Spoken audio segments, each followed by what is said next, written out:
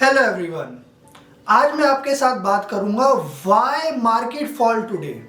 आज मार्केट में इतना बड़ा फॉल क्यों आया।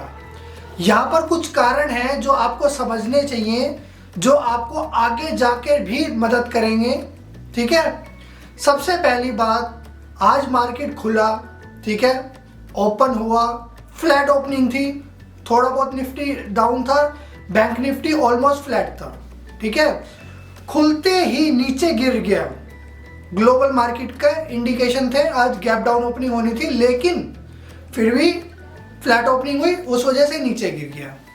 ठीक है, थोड़ा थोड़ा करके पूरा दिन नीचे आता रहा और सेकंड हाफ में जो ये खबर आई कि रशिया और यूक्रेन के बीच में टेंशन चल रहा है, ठीक है, इसकी वजह से गिरा मार्केट और भी ज़्यादा।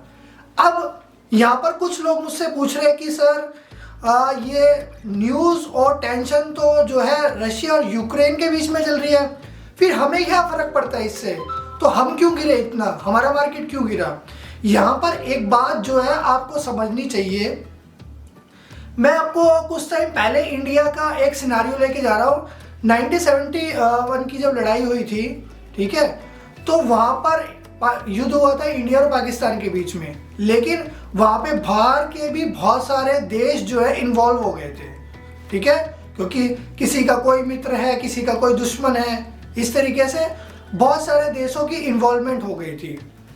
ठीक है, तो एक यही रीज़न होता है कि अगर ग्लोबली टेंशन चल रही होती है दो देशों में, यानी कि दो देश आपस में कुछ लड़ाई करने की कोशिश करते हैं, तो ये पैनिक जो है वो पूरा का पूरा वर्ल्ड इकोनॉमी पर देखा जाता है। ठीक है, ये चीज़ को आप समझ जाओगे ना, तो आप ये समझ जाओगे कि ये सारा का सारा पैनिक जो है स्टॉक मार्केट में क्यों आता है। स्टॉक मार्केट में इसलिए आता है कि क्योंकि पूरी की पूरी फाइनेंशियल डिपेंडेंसी स्टॉक मार्केट पर ही देखी जाती है, क्योंकि अगर मार्केट गिरेगा तो कहीं ना कहीं इकोनॉमी गिर रही है ये लगेगा।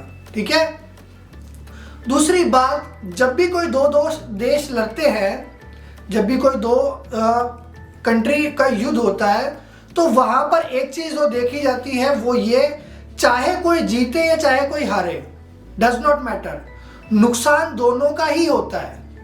ठीक है, जो हथियार इस्तेमाल करे जाते हैं वो भी आप जानते हो कितने महंगे आते हैं। ठीक है, उनकी भी बिलियंस में डील होती है, तो कहीं ना कहीं दोनों का ही नुकसान होता है।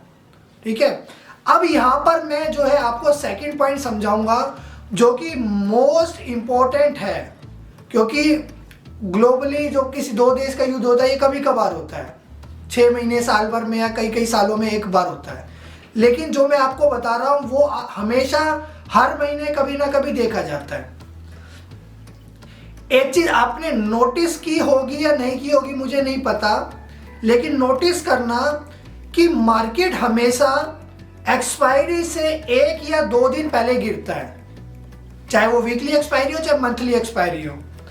यहां पर गिरावट का मैं किस पॉइंट ऑफ व्यू में बात कर रहा हूं, मैं कोई 1% की गिरावट या निफ्टी जो है 100-150% से 150 पॉइंट गिर जाएगा उसकी गिरावट बात नहीं कर रहा, मैं बात कर रहा हूं बड़ी गिरावट, जहां पर इंडेक्सेस चाहे वो स्मॉल कैप हो मिड कैप हो 4-4, 5-5% गिर जाते हैं। ठीक है, तो ऐसा क्यों होता है, वो भी एक्सपायरी से जस्ट पहले, 2 दिन बाद अब मंथली एक्सपायरी और अब ये गिर गया।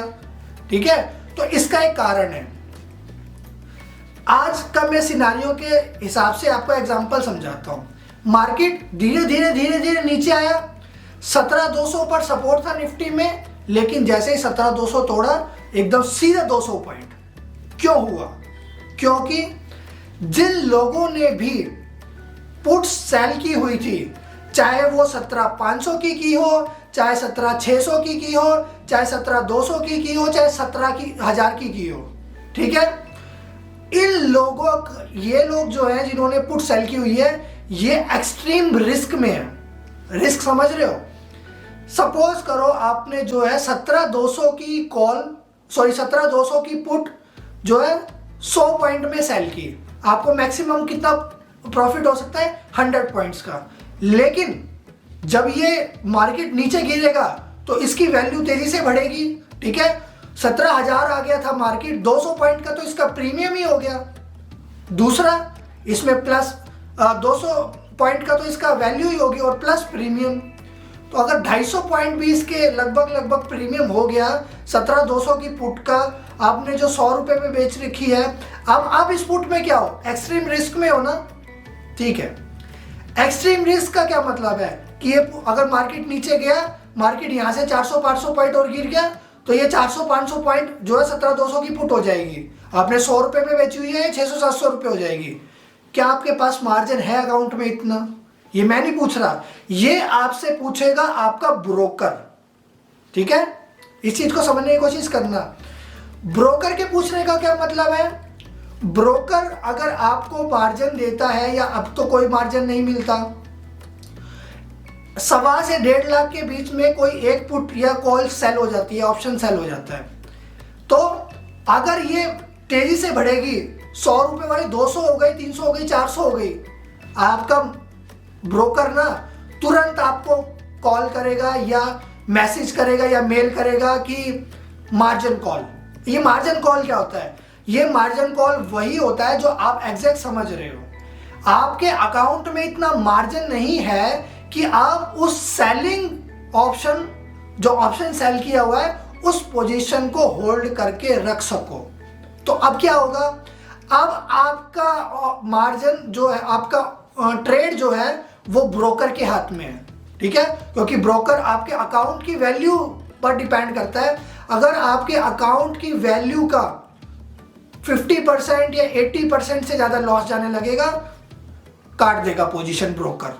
ठीक है, वो आपको पहले मैसेज करेगा कि आपका जो है मार्जिन कॉल है, मार्जिन डालिए तुरंत। ठीक है, अगर आपने नहीं डाला काट देगा पोजीशन, उसके पास अथॉरिटी है, आप कुछ नहीं कर पाओगे। अब यहां पर जब ये पोजीशन काटेगा तो आप एक चीज को समझना, 17,200 की पुट जो आपने सेल की हुई है, वो अगर आपके ब्रोकर ने काट दी, यानी कि वो उसने बाय कर ली, तो यानी कि उसने अब प्लस की कॉल बना ली। ठीक है, अब यहां पर जो है पुट राइटिंग का मतलब क्या होता है कि सपोर्ट मिल रहा है मार्केट को, वो आप काटोगे और तेजी से गिरेगा मार्केट। ठीक है, पुट आपने सेल की हुई थी और वो प्लस कर ली, तो इसका मतलब आपने मंदी की पोजीशन बना ली ना।